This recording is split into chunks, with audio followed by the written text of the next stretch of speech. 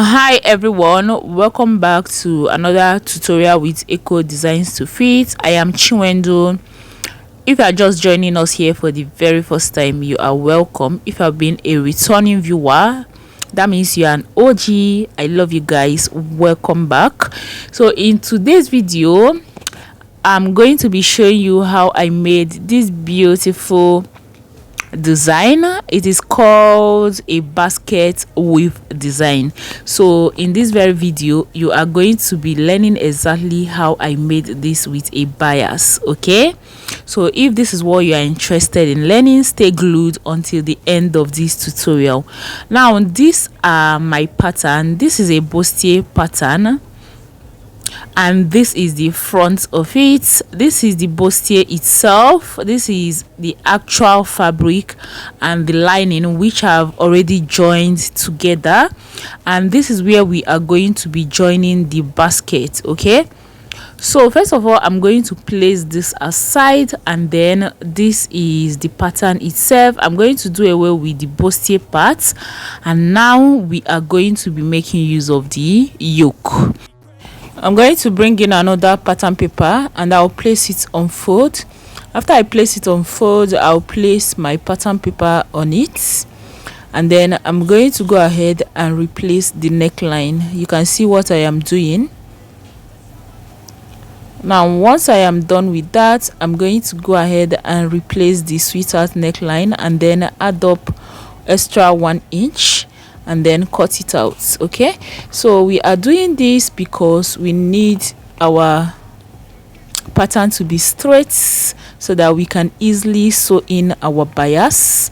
Now, once you are done with that, go ahead and draw your style lines, just like you can see me doing like this, and then I'm going to be leaving 1 inch in between the lines. Okay, so I'm going to be drawing a diagonal line to look just like a basket. Now, you guys, be rest assured that the 1 inch in between these lines are not constant. You can as well make use of half an inch. It all depends on your preference, how open you want the basket to look. So if you are to use half an inch, that means you should give half an inch space in between these lines.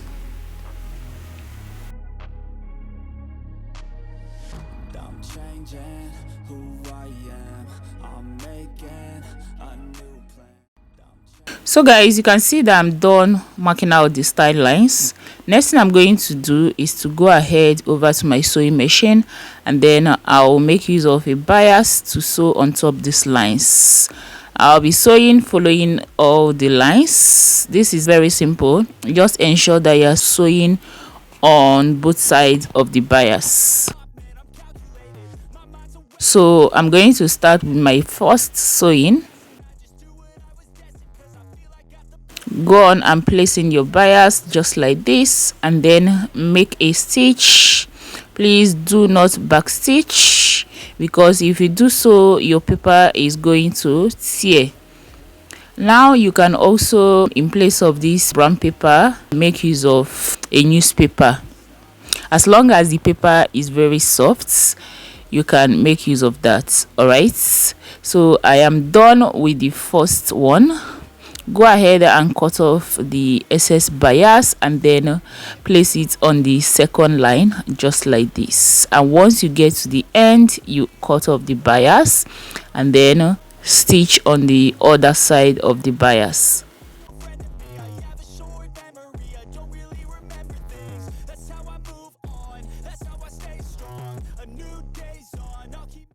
So guys, I'm going to keep doing this until I get to the other end of the pattern.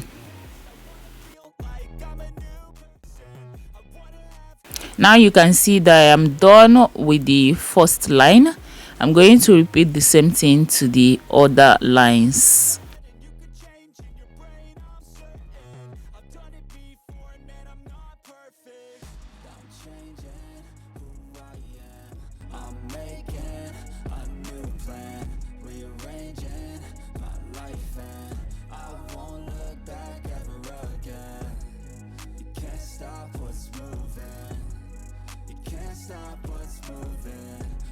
changing my life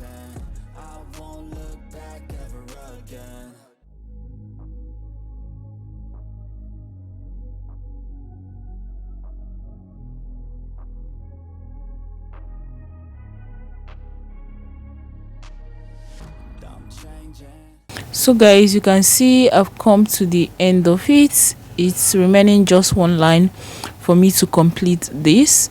So once I complete it, we are going to have to go ahead and bring in the actual yoke, and then we cut out exactly what we have on that particular yoke. All right.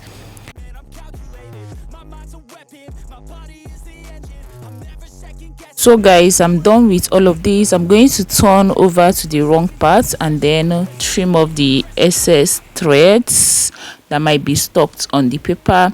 And then, because we're wearing top stitching when we're making these style lines, sewing in the bias, we are going to have to top stitch to secure the bias from losing up by the time we cut out our pattern. So this is what you can see me doing. So guys, this is what it looks like on the wrong side, and then this is the right side. Now go ahead and fold this into two and then bring in the original pattern.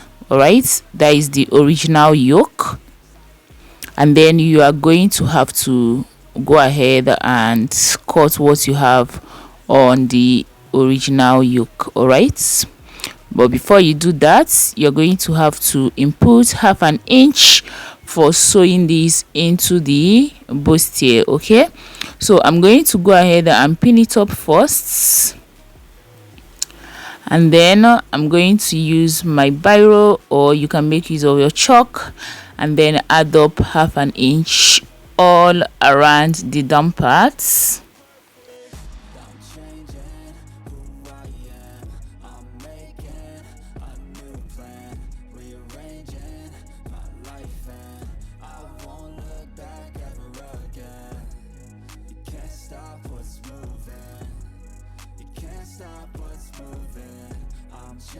So you guys, here is what we have. I'm going to go ahead and cut it out. So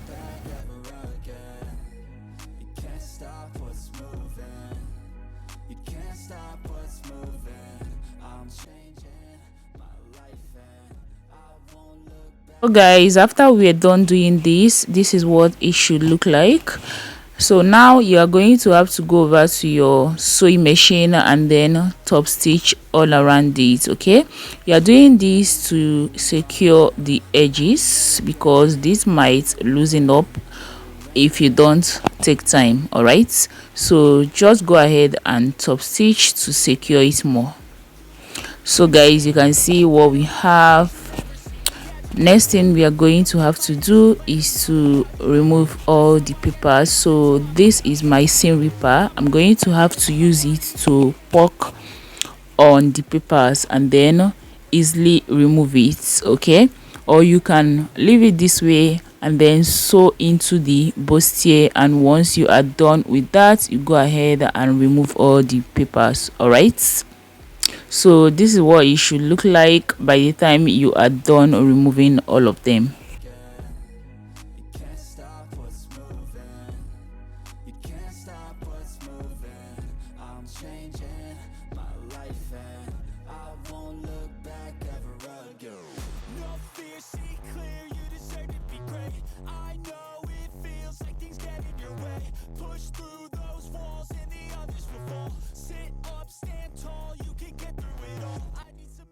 Now I am done removing the paper, and this is what our basket yoke is looking like. Go ahead and form your bias with your fabric, or you can make use of the normal bias, but I want to make use of the fabric. Okay, and then you're going to have to use it to pipe the neckline. So for you to pipe the neckline, you're going to have to sew from the inside and then top stitch right on the outside. So this is what it looks like after I was done. Now I'm going to bring in my bustier, which is the down part of this blouse, and then I'm going to go ahead and sew in my yoke first before using my lining to turn this over. All right, so guys, I'm going to go do this on my sewing machine and then come over to show you guys what it looks like. Now let me demonstrate how you are going to be doing this, although it's very simple and we have been doing this on this channel. So right now, place the center of the yoke right on the center of the bustier, and then you're going to have to use half an inch to sew it all around the neckline. And then once you are done, this is what you should have. You guys, I also went ahead to embellish this with stones. If you want, you can do that. I feel like it will make it more beautiful. Okay, so this is what the inside looks like, and this is what our basket looks like. I actually did this on the sleeve as well, you can see it. So guys, I hope you found value with this video. If you do, please give this video a thumbs up. Don't forget to hit on the subscribe button if you haven't done yet, and I will see you in my next one. Bye.